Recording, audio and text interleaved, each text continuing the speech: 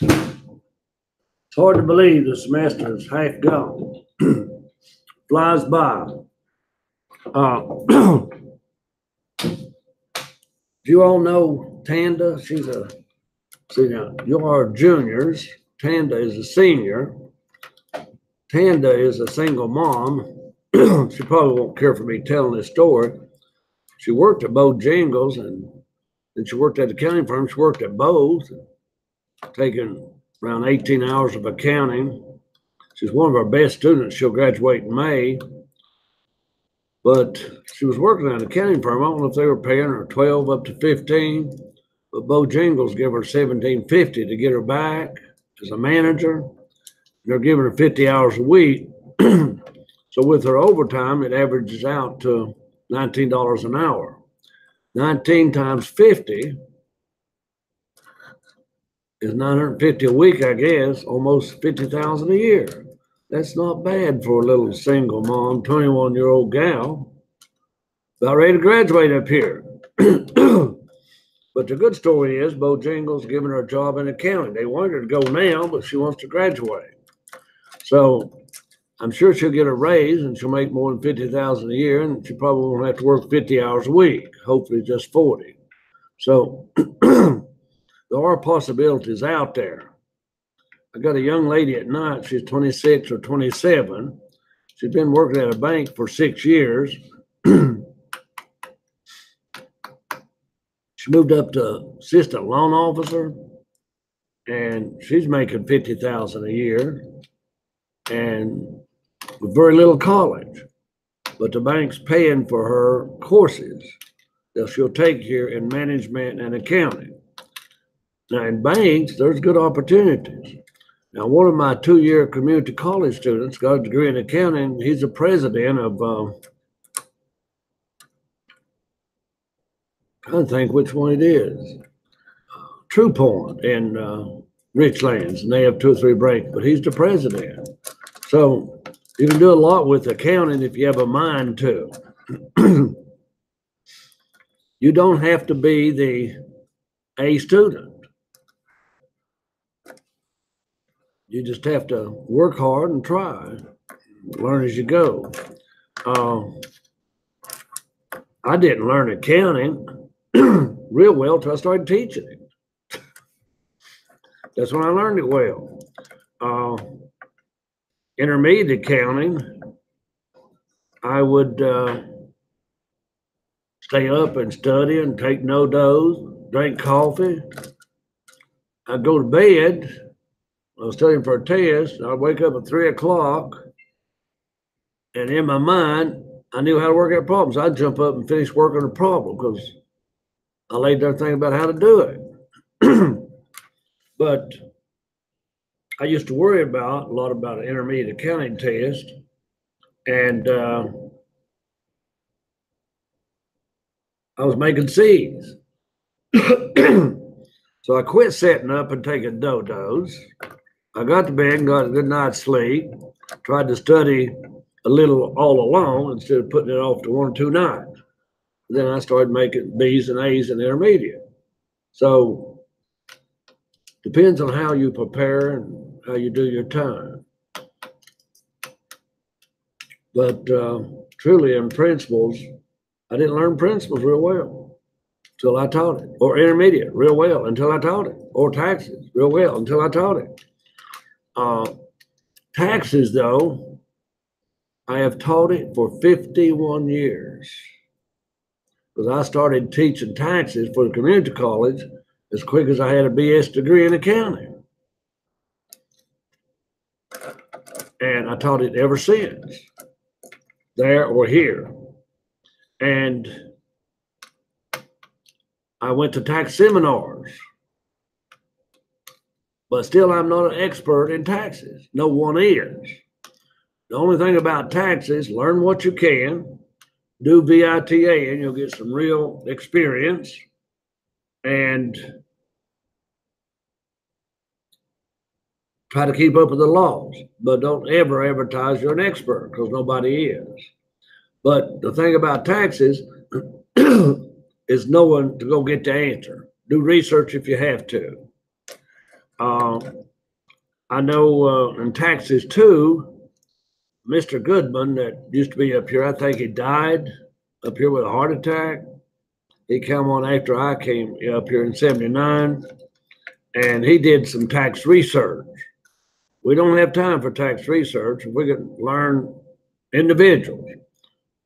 It takes a third of the second semester to learn individuals.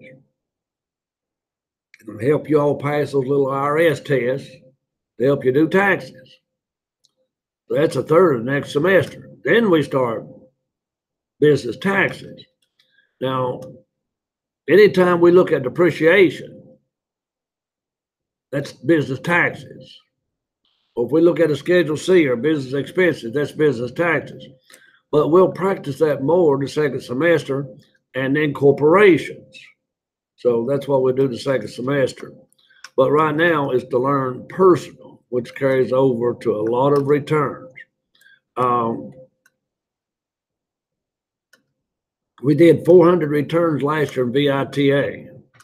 Oh yeah, we had 30 or 40 rejected. But we fixed the problem. And by the end of the semester, we had nobody rejected.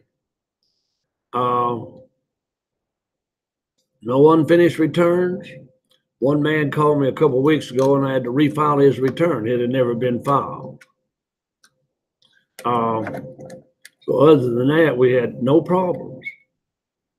Some of these little old people, one little lady, she always brings us pizza, Coke, drinks, potato chips. One little lady brings cookies. And there's a few of them try to get you to take money, $20 or $30. And we're not supposed to, but I tell the students if they offer them $20 or $30, take it. They're saving $200 or $300. Okay. So that's where we are. Okay. Now we're going to look at, we'll try to get you out of here at 1:30 because I got to get in midterm grade before I leave here today. I got to grade some papers even before I do that.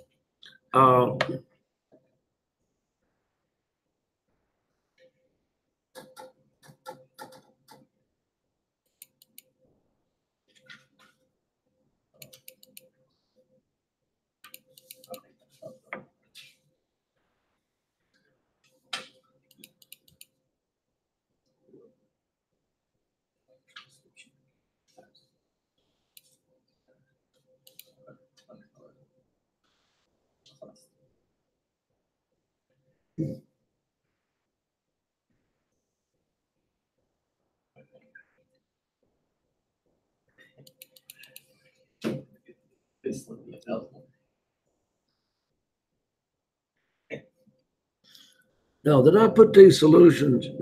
I think I didn't I, on Moodle? My PowerPoint's still not good. Okay, now we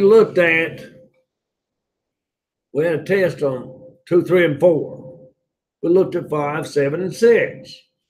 Now, I want you to go to chapter 7 for a moment. And sure, we didn't wrap up everything in chapter 7. Some of those things will be still covered.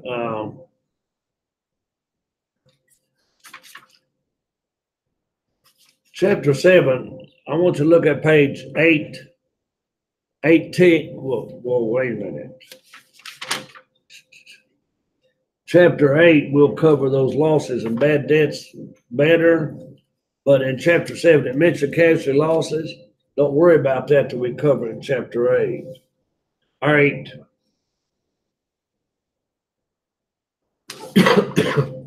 We covered a lot of these itemized deductions, but we did not do a comprehensive problem.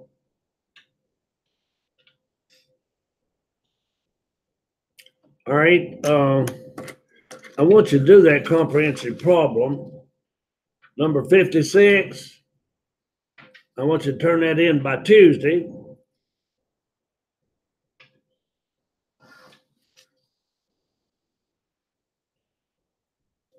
All right, chapter 7, turn that problem in by Tuesday. Now, also on chapter 7, did I give you number 59? Did I assign number 59? I'm assigning 56 today for Tuesday. But check and see if I assigned you number 59. I don't think you did. I don't think so. All right, we need to do 59. That'll be to try to do it by Tuesday, if not next Thursday. Now, this one I'm interested in, that Schedule A and the 1040. You'll have to look up and see what that 8283 form is. All right, so it's two problems on itemized deductions that we must cover next week. We'll cover 56 on Tuesday. We'll cover 57 and 9 on Thursday. That will wrap up itemized deductions.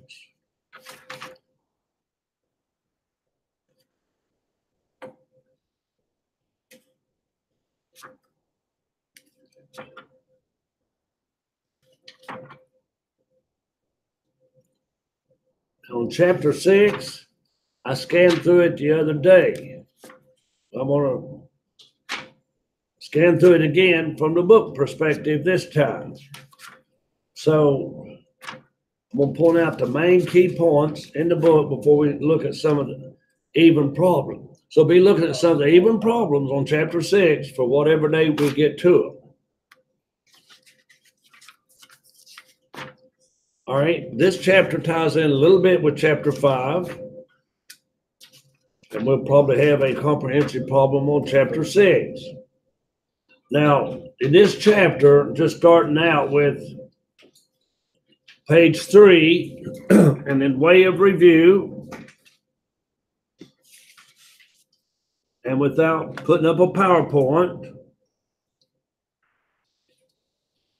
classifying the deductions for versus from. Now, from, Cole, I asked you this question the other day. See, I have a good memory. What do you take from AGI to get taxable income? What? Itemized deductions or standard, yes. Now, we used to take exemptions, but we don't get those now. So now I'm just going to say there's one thing from, everything else is for. I don't care if it's moving expense, student interest, loan interest expense. I don't care if it's a deduction on Schedule C, Schedule F, whatever. It's a deduction for. Now that's what they're trying to tell you on page 3 of your text.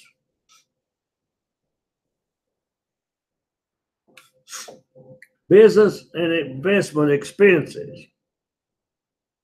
2 bullets there. It has got to be ordinary and necessary.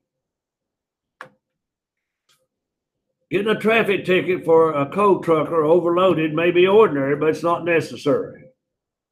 All right? And something, one time, it might be necessary to pay a traffic ticket, but it's not ordinary. But neither way is it deductible. Okay? All right, it's going to be reasonable in amount. Now, this comes into play when daddy hires his little girl and she's doing a $20,000 a year bookkeeping job, but he pays her $100,000. That's not reasonable, is it? Reasonable is what everybody else is paying in the area. So you cannot pay your kids and your relatives all this double, triple salary and get away with it with the IRS if they audit you. If they don't audit you, you're okay. Properly documented, discussed later in the chapter. An expense should be documented with a canceled check, some kind of invoice, or statement from a church. Okay? And number 5, an expense of the taxpayer that someone else, an expense of the taxpayer, not someone else. Well, sure, it has to be your expense, not somebody else's. I can't take Jonathan's expenses on my tax return.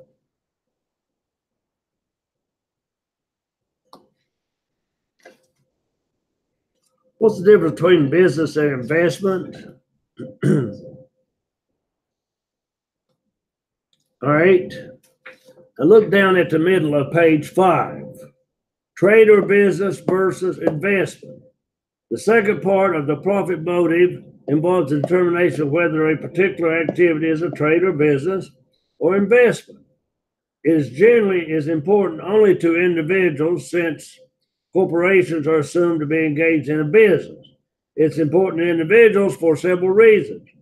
First, if an individual realizes a loss on the sale of an asset that the individual used in business, you may be able to deduct the whole loss as ordinary loss. If it's personal, of course, you cannot. If you realize a loss on the sale of an investment asset, the loss is treated as a capital loss. And you could, of course, take all of it. And if it's capital gain, you only pay 15% taxes. Investments usually are stocks and bonds, real estate, and so on. Okay, they tell you more about ordinary and necessary expenses on page 7. You can read that.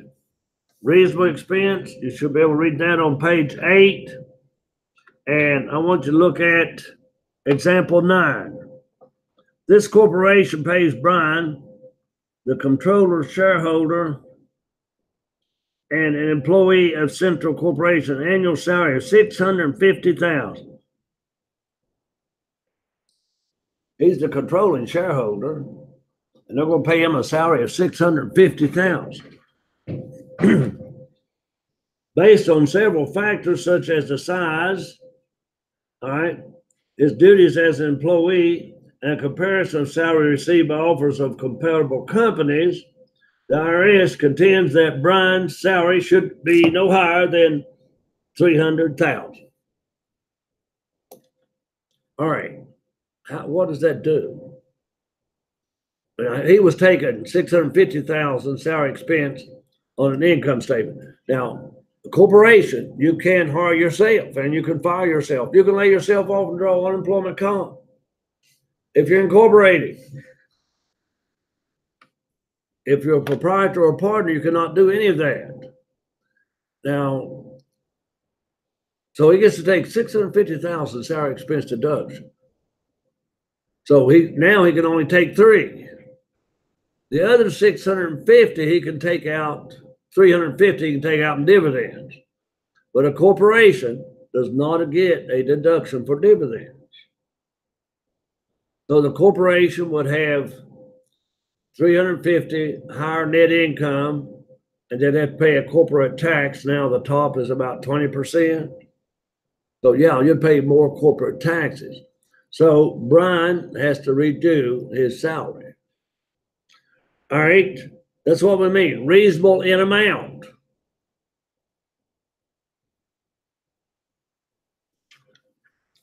Expenses and losses incurred directly by the taxpayer. Look at page 9, the blue box. Ordinary expenses based on the facts. Reasonable based on the facts. All right, necessary based on the facts. Appropriate and helpful. Reasonable based on the facts. Now, is an expense ordinary, necessary, and reasonable? All right. Let's say you had to defend your company in a lawsuit. That's not ordinary. It's necessary to defend your patent rights or whatever. That's deductible. It may not be ordinary, but it comes about once in a while, and it's necessary. All right. Now, capital versus revenue expenses. Now, Jonathan, the other day, what did I say? What is capitalization?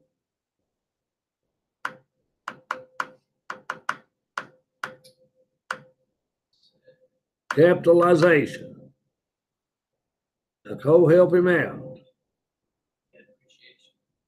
Depreciation, amortization, depletion. That's when you capitalize an item. Capitalizing pretty much means you take a little bit every accounting period. A revenue expenditure, we take it now. Now, I told you the other day, a pencil sharpener, you can capitalize it. Maybe it only costs $10. But if it's in material, write it off as office expense. All right. And don't capitalize it. Don't depreciate it. But now I also tell you the other day too, a 179 expense. Let me bring up Notepad here till I need these solutions.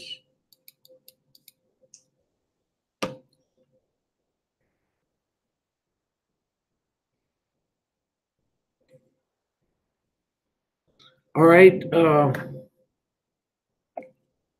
We will look at the new laws. With that Notepad, there we go.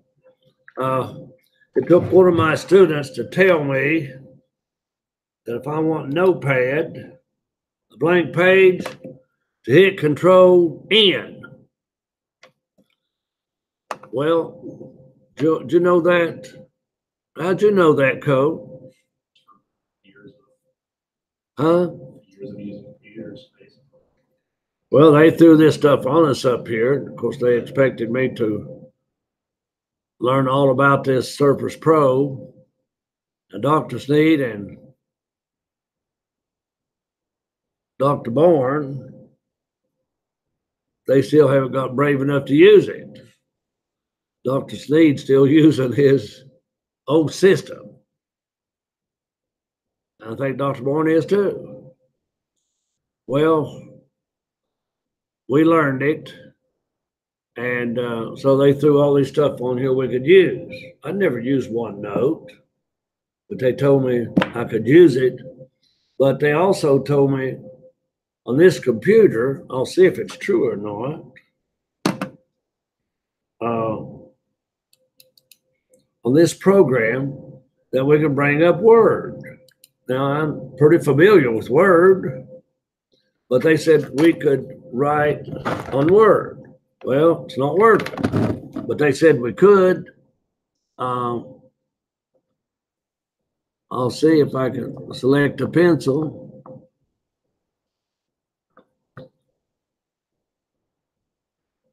All right, but it's not letting me write on Word like they told me it would. Maybe I did something wrong. I don't know. So I'm using Notepad. All right. A 179 expense. I don't know if it was 18. You could take off up to 500,000. If you bought buildings or equipment, you could take 500,000 in 1 year and not have to depreciate it. And I told you the other day, if you bought $1 million piece of equipment for a coal mine, you could take 500 as an expense and depreciate the other 500. Now, you have to keep that asset so long where you'd have to redo that. So you're going to stay in business a long time. So we'll study more about the 179 deduction. So that's barely mentioned here. So capitalization. Don't graduate from here not knowing what capitalization means. And some accounting majors do that. You have it. It's just not expressed to you hard enough for you to remember it. Now, expenses related. All right. Let's say we got a city bond.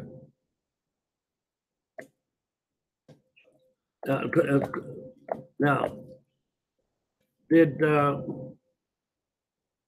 I don't know why. I don't know what this is doing.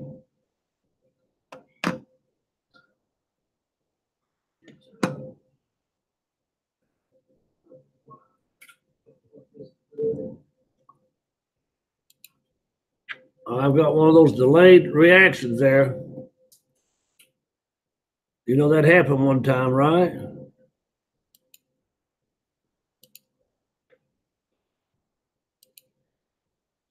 All right, but what happened Remember when I was trying to talk to you and it repeated?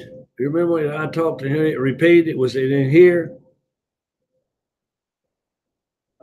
Must have been in Manjuro. It'd repeat everything I said because I had it booted up twice.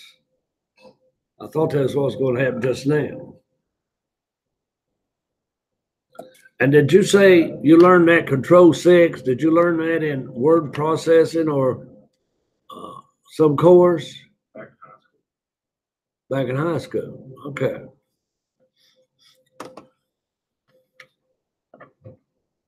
When I was in high school, we had the old electric typewriters. That's it. Okay. All right. But later on, things changed. So that 179 expense, we'll talk about it later. Now, let's say I bought City of New York bonds for $1 million. Let's say I got 10%. I made $10,000. And let's say my expenses were for brokers and so on, $3,000. Can I deduct that $3,000 expense is my question.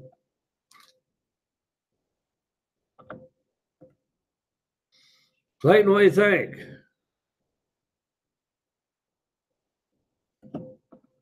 All right, this is New York bonds. That's a municipal. This is a municipal bond. I got interest from it. Is interest on a municipal bond taxable? Yes or no? No. So expenses are not deductible. No. Remember that on test day. Expenses for tax exempt income is not tax deductible. If the income's not taxable, the expenses are not deductible. All right.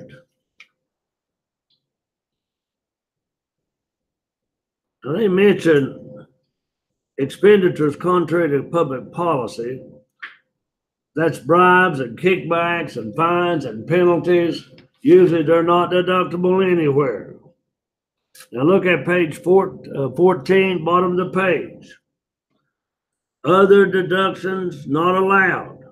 Influencing legislation. I think there's a big deal going on today in the Senate. The FBI turned in their report yesterday evening to the White House about this lady came out with an allegation against a judge.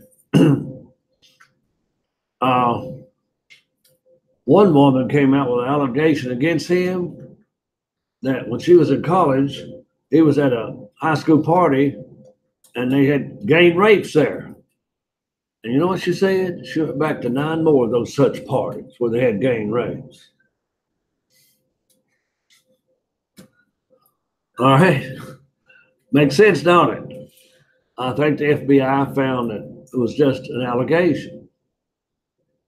The main witness, I guess that he was assaulted her, thought about raping her. They couldn't find anybody to back up her story. Even she mentioned 4 names of people who were there. FBI, Senate, talked to all of them. All right. And they weren't there either. They didn't back her story up. So anyhow, that's what's going on today in the Senate. Our legislators, I guess they'll vote on this judge. Now, 58% of West Virginians want this judge nominated. And your Senator Mancini, I guess, he'd like to get their votes. He's a Democrat. He may have to vote with Republicans. So that's what it's all about. Now, what's this judge all about? When we had a liberal Supreme Court, of course, they passed abortion rights. And that was a long time ago. They're afraid of this new judge that would make the Supreme Court conservative, and they may do with away with abortion rights. And they call it a woman's right to choose. Of course, I think she has a right to choose. Don't have sex, you won't get pregnant. Take birth control pills, you won't get pregnant. So, but they do have a right to choose somewhere down the line. But anyway, I don't think that'll ever be overturned. I don't think. But when you got a liberal Supreme Court, then everything's okay. Everything's okay. That the liberals in California starts. Whatever is good in California is good for the country. Okay. All right. Accounting people by nature are conservative. Accounting people by nature are conservative. You may be or you may not be, but you can be an accountant, be liberal if you want to be. All right, influence in legislation. Participating or intervening in any political campaign, attempting to influence the general public with respect to elections, communicating directly with the president, vice president. All these expenses are not deductible. I showed you the one $3 donation you could make for political purposes. All right.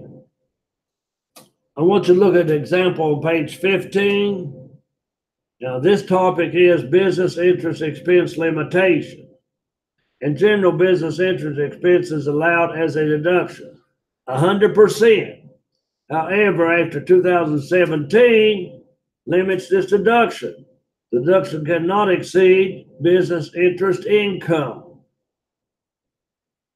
plus 30% of the AGI taxable income. So they've changed that even for business. Adjusted taxable income is measured as taxable income excluding business interest income, business interest expense, non-business income, non-business deductions, cost recovery deductions. Cost recovery, that's depreciation, and then net operating losses. So look at number 19. Robert operates a successful business which he works as an energy property developer.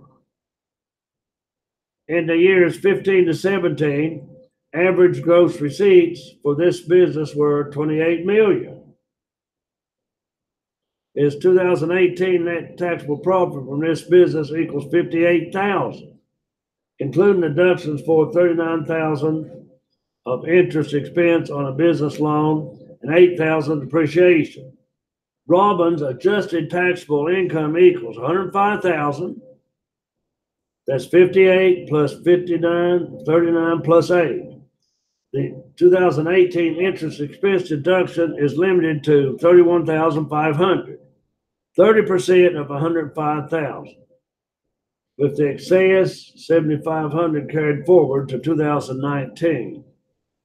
Okay, so we have limitations on business interest because of Trump's law last year. First time it's ever been in a tax book. Now you can read about business investigating and reopening.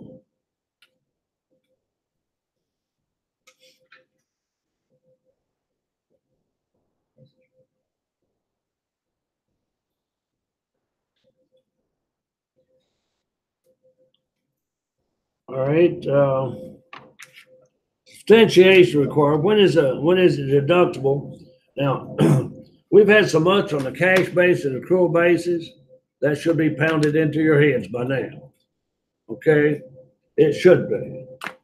But however, I told you to look at page 19 on the prepaid expenses and prepaid interest. When can you deduct it? Now do the same thing for accrual method. Okay, now special disallowed rules, wash sales, we'll look at that in a problem. But that's where you cannot buy stock and sell it at a loss and buy back additional stock within 30 days and take the loss on that stock you sold. That's called a whoosh sale. You're selling it just to take a loss, you're going to buy some more back. We'll look at that in detail and some problems. Transaction between related parties. I want you to look at page 26. Let's look at a couple of these related parties for a minute.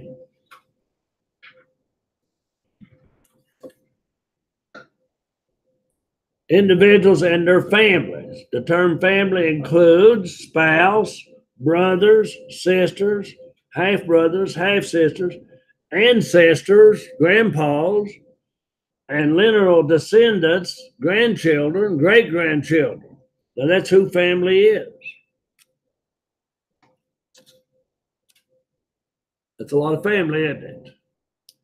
That's who I think family should be.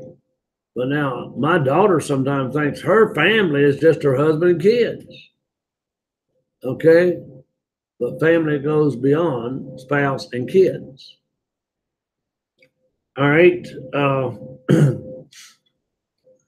These countries, I have these 4 international students at night, and I had a young lady from China one time.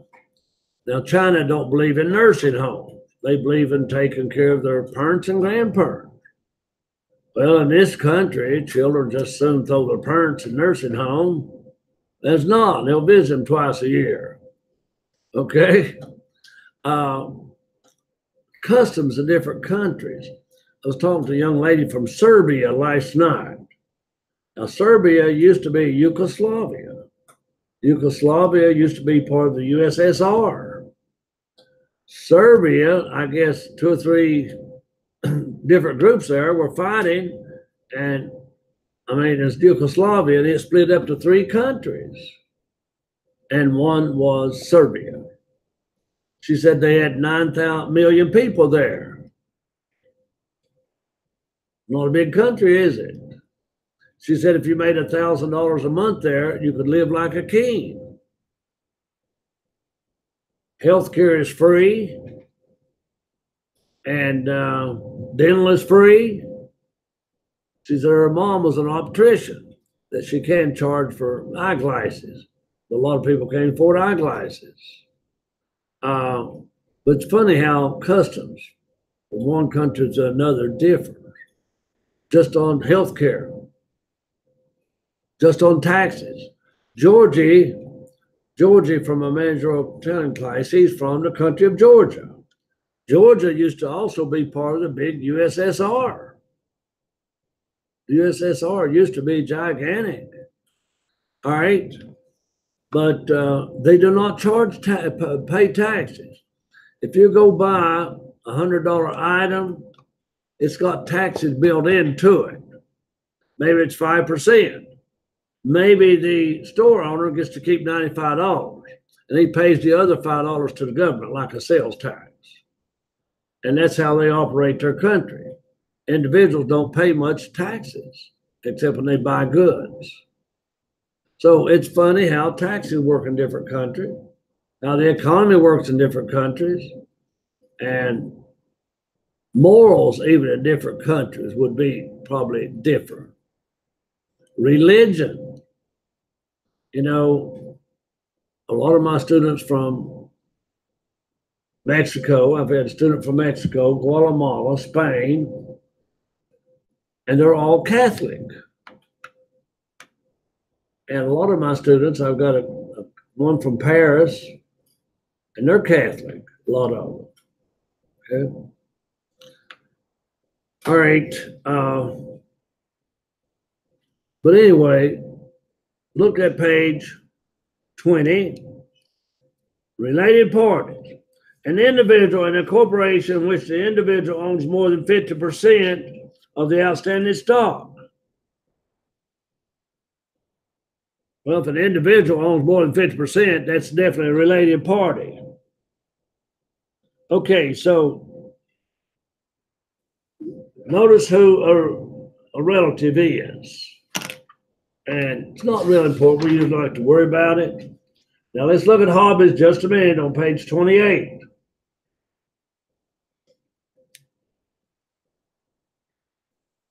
and a hobby.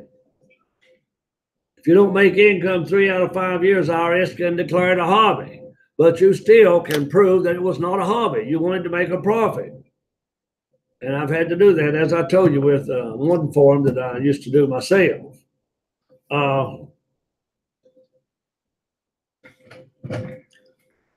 We will not be doing a form, Schedule F, in here. But the biggest difference in a form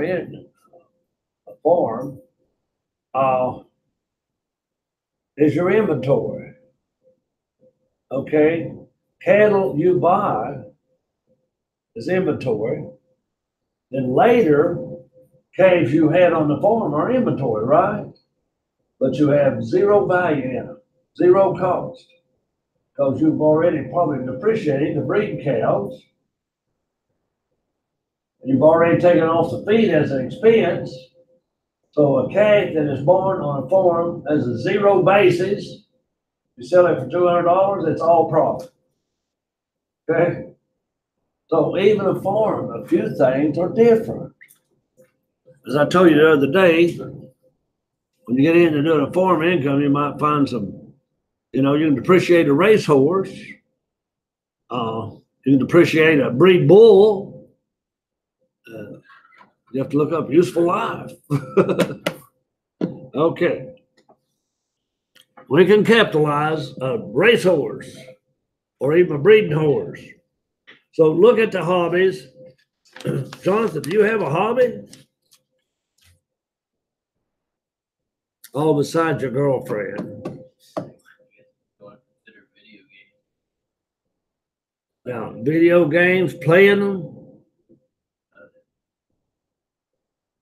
I bet you Cole plays more than you do. All right. But a hobby could be collecting video games. If you collect all the old ones now, 50 years from now, they may be antiques and worth a whole lot. All right. Then again, they may be worth nothing if something better came out.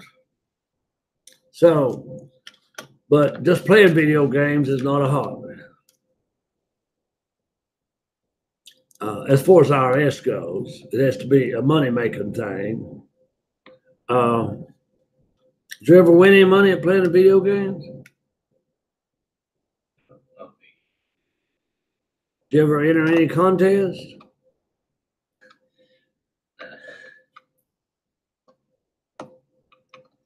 I worked with a feller when I first started teaching community college. He had a son, about the age of my son. About that time, I forget what game came out. I remember about that time, we only had the old Commodore 64s and we had Ataris and a few other things that play games. And anyway, the son got on there somehow or another. I don't even know if we had online or anything like that, how he had to prove his score. But he got the highest score on a video game. And he proved it, I guess. Maybe he took a picture. He sent it in. At that time, he got to go to California and he got to meet the Dukes of Hazzard and see the Dukes of Hazzard car, all that. And all expenses paid for him and his dad because he was the best at that one video game. So that's why I said, do they have competition with some of these things? I've seen them in movies, where they have competition. So if you were doing it for a profit, okay, we could classify as a hobby. Okay.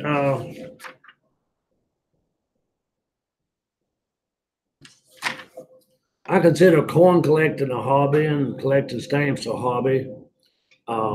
Jars. Some people collect shade lamps. Some people collect dolls.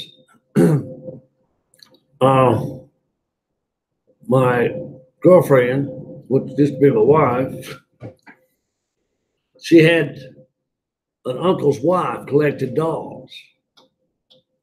I never did go in the house, but she had so many dolls it filled up the house. You could not go and use the bathroom for dolls. Now that becomes a sickness, not a hobby. So this lady overdid it. I don't think the husband could hardly go to bed for dogs. The whole house was crowded full of dogs. Ridiculous. Okay, look at page 30, vacation home. Now this is important. A lot of people buy vacation homes at the beach or wherever. It's very important. And if it's a residence and you rent it some, you can take partial expenses. But if you rent it enough and don't stay in it much, you can take it fully as rental property and take 100% of your expenses, insurance, depreciation, the whole work. So we'll look at that a little more in detail later. Okay, expenses of an office and a home. Look at page 34.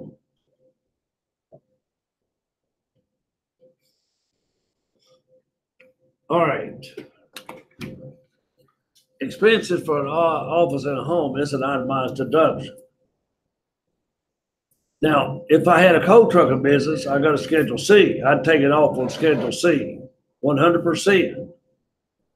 Now, even though I grade papers at home, I cannot count it as an office at home because the college provides me with an office.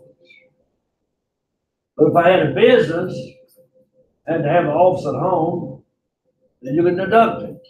You deduct a portion of your electrical. You can depreciate the home by the number of rooms or by the number of square feet. So having an office in the home, not a bad thing. You can get tax deduction from it. Now these people who are into crafts, could be a hobby too, making these little craft things for sale.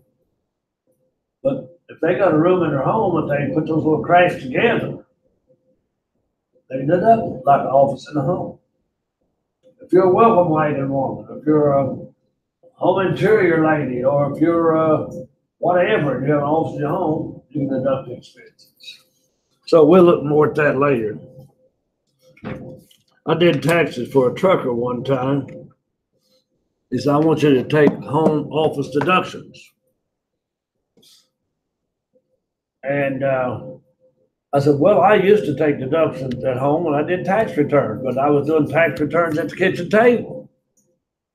But IRS came out with a law that it had to be a room exclusively for doing that business. Cannot be a rec room where you got a pool table and TV and you do tax returns over the corner, which I do. Okay. Or got my computer on the desk or whatever. But anyhow, the trucker wanted me to take office.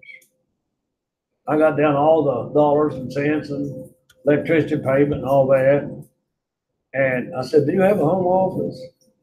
He said, well, according to, as far as you know, I do. I said, well, if IRS came and audited you? He said, well, they have to inform me by letter. If I didn't have a home office, I would time they got there. So,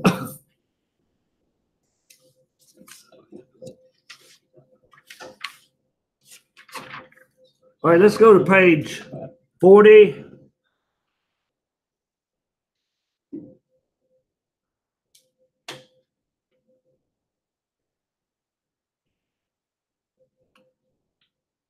All right, I want you to look at question 34 on page 40. Look at question 34. All right, tax amounts above or before any limitations. Before any limitation, what is kids' taxable income for the year? Now,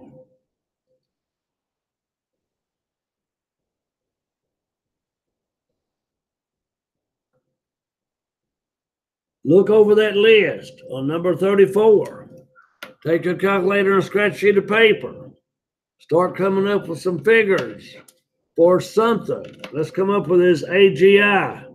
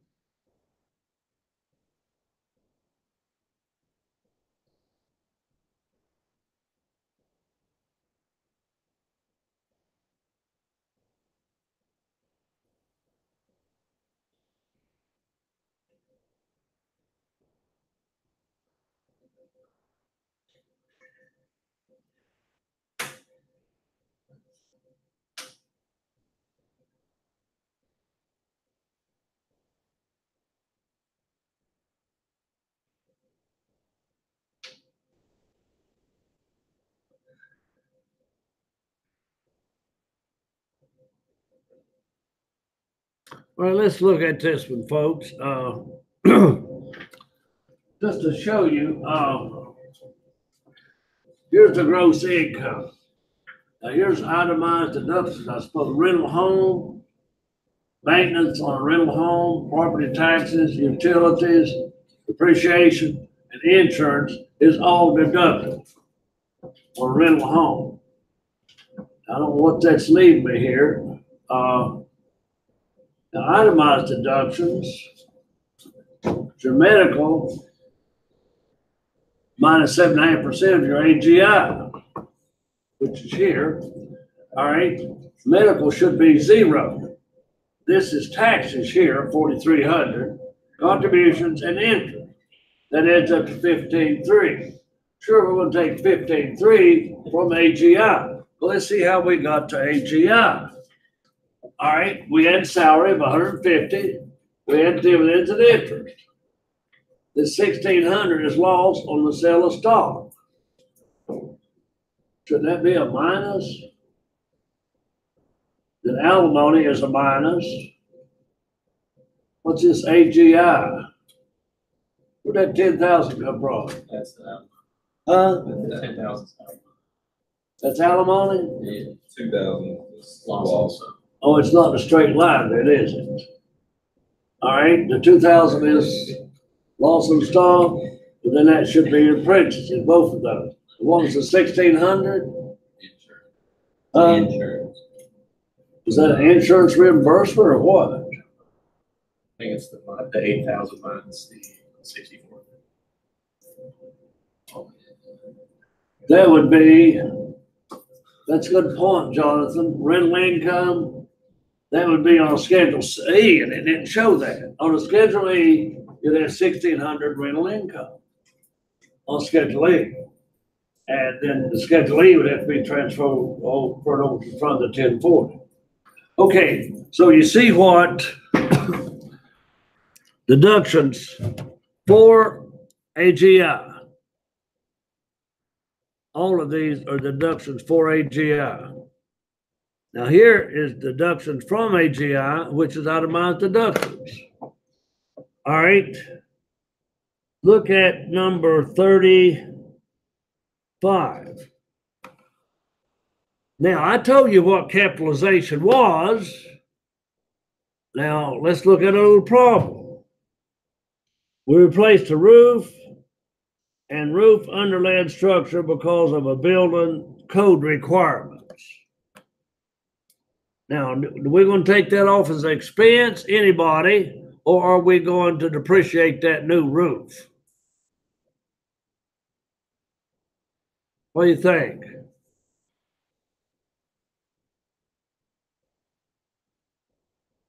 Give me a yes or no, somebody. A yes, depreciate it. A no, not to depreciate it. Give me a yes or no. All right, I'll look at these in a minute. How about repaint the interior of the house? Depreciate it, yes or no? No, that's just repair and maintenance.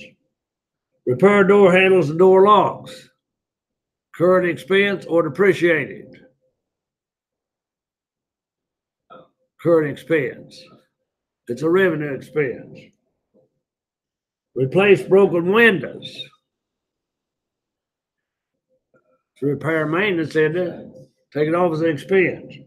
Replace crumbling sidewalks and stairs because of building code. Now, this first and last one, if it extends the life of the building, then depreciate it.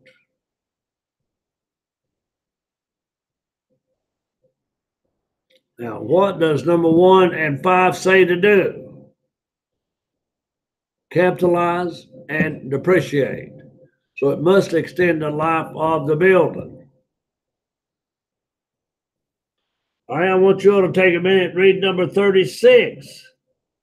Read number 36.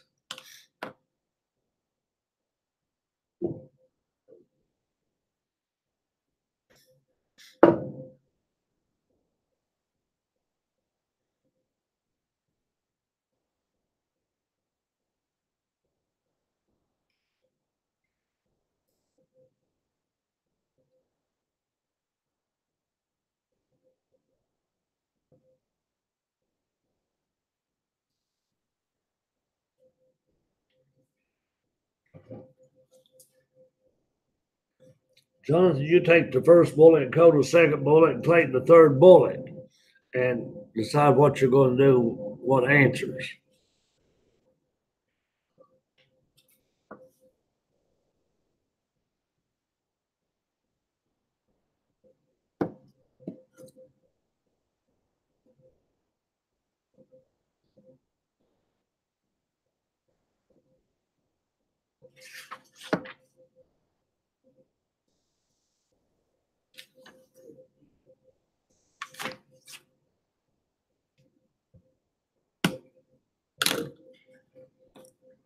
Okay, $900 in airfare and lodging for a trip to D.C. The purpose of the trip was to protest proposed tax rate increase for individuals and corporations.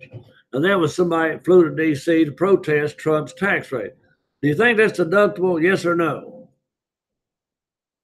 Jonathan? All right, we're going to look at the answers. May deduct none of the expenditures.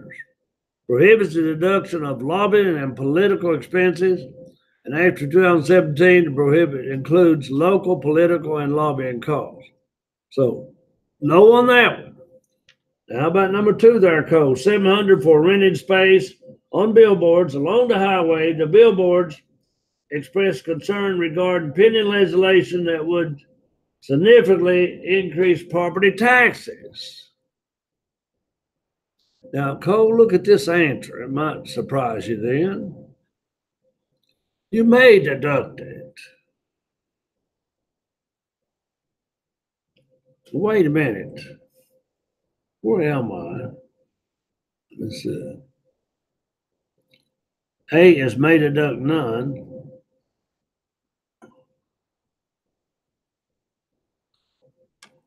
That $900 is puzzling me. B part, but now it says Ela J, whatever, may deduct all $900 because the total of the expenditures does not exceed $2,000. All are deductible under de minimis expenses.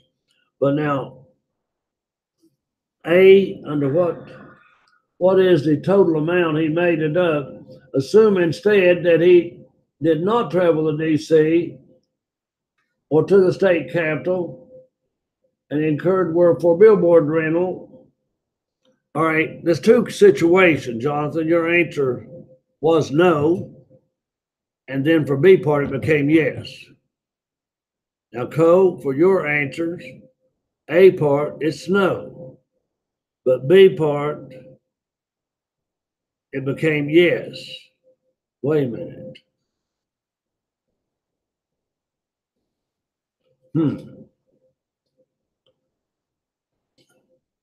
Well, now, 36A and B.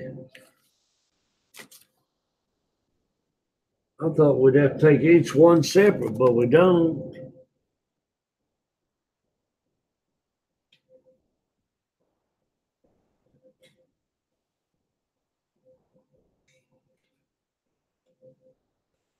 Well, that's just the first bullet, 900.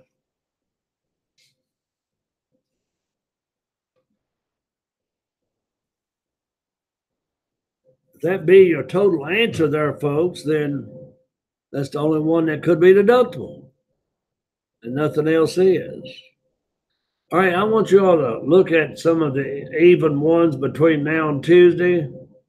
Look at this corporation tax. But here we're going to be looking at hobbies and we're going to be looking at timing. So try to work some even problems between now and Tuesday, okay? I told you I was going to try to get you out here by 1:30 so I can turn in midterm grades.